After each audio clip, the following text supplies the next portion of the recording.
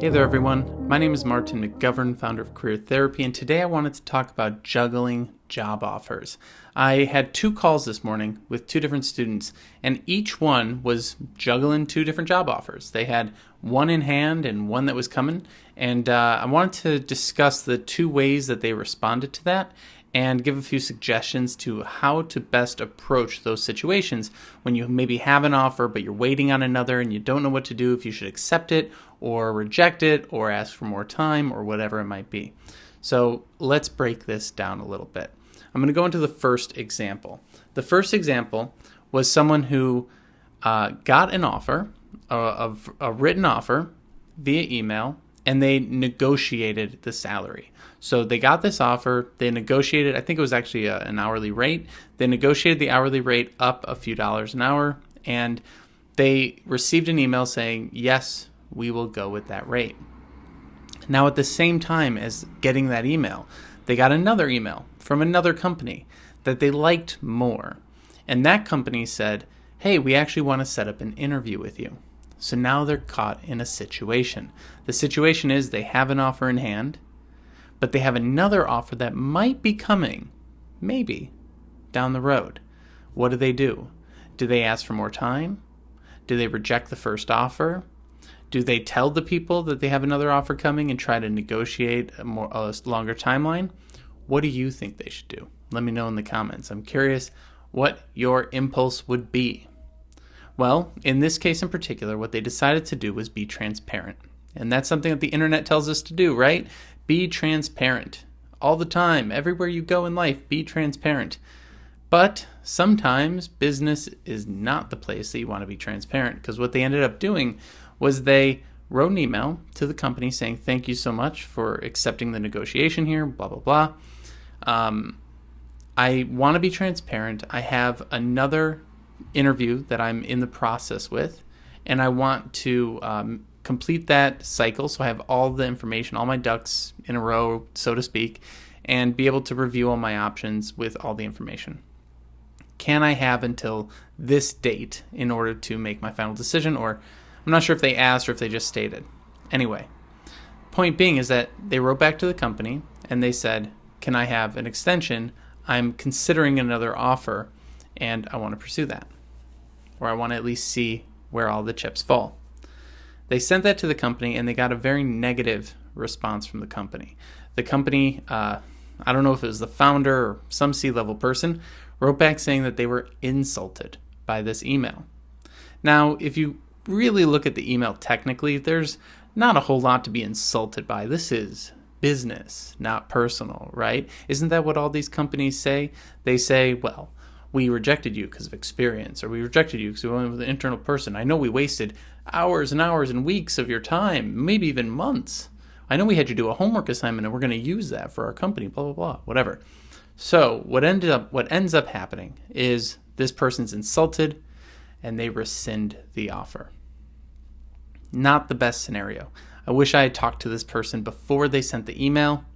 Maybe we could have found a better route. Now, let's go to scenario 2. Scenario 2, we have someone who got a contract offer. And it wasn't their ideal offer, but it was the only offer that they had in hand at the time. They were interviewing at some other places, but they knew it would be 2 or 3 weeks before they had any answers to those interviews or knowledge of whether or not those were going to turn into something. So what were they going to do? Their initial instinct was to turn down the contract role. And that's a normal instinct, right? Well, I hope this one comes through, and I definitely would take it if it did. So I don't want to say yes to this company and then have to, quit after saying yes. That would be horrible, right? That would burn a bridge or something. But as we can see, being transparent can also burn bridges. So what do? Well, my advice to this person was to accept the contract that wasn't ideal and keep going through the interview process with the other companies, because you never know if those are coming through. They might fall apart, and that happens all the time. I've had so many examples of people who turn down a job hoping the next one's going to come through. The next one doesn't come through, and then they're job searching for another 6 months. And just flip it around. The company is playing multiple people against each other too. They're like, I'm going to give this rate to that person. I'm going to see what this person says. If that person says no, I'm going to go with this person. So they're juggling their candidates the same way you're juggling your offers. So don't feel bad about any of these things. Remember, it's business, not personal. As much as towards the end of the job search process, companies will try to make you feel guilty about things in order to get you to give them the answer that they want. So this person accepts the job, sets the start date, starts going through onboarding, and then they get the other offer. They get the offer, and it's way better. It's a much better offer, upwards of $90K. And so what do? Do they turn down that great offer because they've already said yes to this contract gig? I'm going to go with a big fat no on that one. If a company's budget changed, they would fire you. If a company didn't need that role anymore, they'd move you to a different department, no questions asked, and change your job that they promised you, right? If a company got hit by a pandemic, they would furlough you or get rid of you in a second. So we are allowed, like I said in one of our previous videos, to quit any job at any time. We are at will. That is within our rights. So you don't want to be a jerk about it. So I sat down with this person. We wrote a great email. She set up a time with her boss. She resigned in an appropriate way, even recommended someone to replace her, and said yes to this new role after negotiating a little bit with some of the tactics that we used. If you're curious what those tactics are, let me know in the comments, and I'll make a video about negotiation. So kudos to her, because she played the game strategically, like a chess game. Moving the pawns, moving the pieces, striking with the queen, winning, right? Gets the job, super happy, went from $30K back before she started this whole process to 90-ish K now. Wonderful, great outcome. So let's go back to the first scenario. What could she have done differently? What way could she have played it in order to get more time from that company without committing, but still finish those other interviews?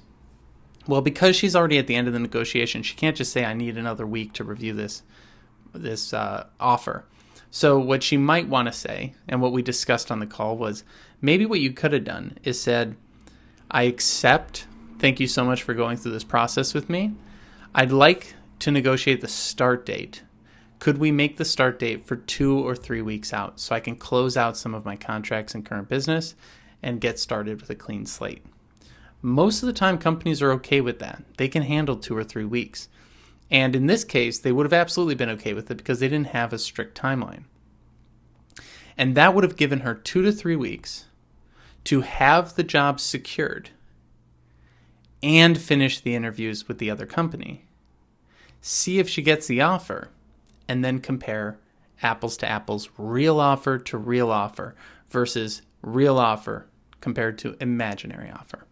So when you're in these situations and you're juggling jobs, there are a lot of things you can do. You can ask for more time to review the contract. You can send them questions. You can ask for a later start date. And always, always, always, you can just accept the job and then quit later. I don't recommend always doing this. I don't even say it doesn't burn bridges. It may burn a bridge. But it's better to be able to try and navigate this with some tact and with some maybe playing the cards a little closer to your chest and not being so transparent, because the companies aren't being transparent. Did they tell you all the people that they interviewed? Did they tell you all the different salary things that they were doing behind the scenes? Are they telling you everything that they're figuring out about 401ks and benefits and everything like that? No. Play a few cards closer to your chest so that you have a little bit more wiggle room. You don't offend people, and you might be able to make a more strategic decision with more time, rather than being put under the gun, put under pressure, put under the microscope, acting too rashly, and then having an offer rescinded. So kudos to both of them for getting offers. Kudos to both of them for doing their best to respond in what they found was the appropriate way. And honestly, I would even say the CEO or whoever it was that was offended, that person is most likely in the wrong, because don't get offended. This is, again, business. But there are ways that we can navigate this process with tact. I hope this was helpful to you. If you have any other questions about how to juggle job offers, let me know in the comments and I'll make another video addressing your questions.